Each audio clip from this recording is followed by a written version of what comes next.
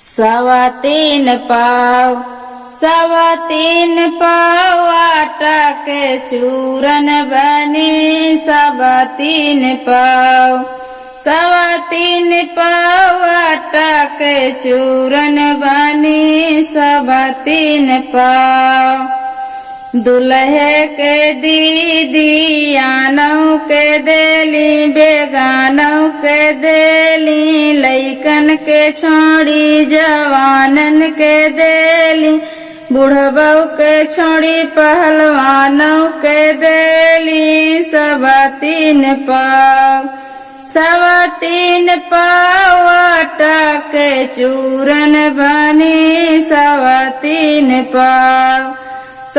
तीन पाव आटा के चूरन बनी। सवा तीन पाव दुल्हे के मौसी आनौ के देली, बेगानौ के देली, लइकन के छोड़ी जवानन के देली, बुढ़बौ के छोड़ी पहलवानों के देली। सवा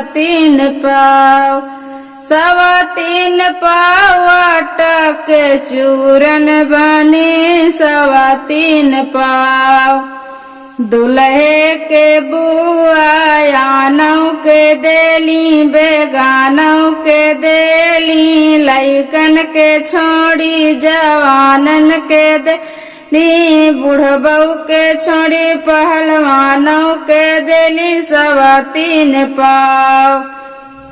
तीन पाव आटा के चूरन बनी। सवा तीन पाव आटा के चूरन बनी। सवा तीन पाव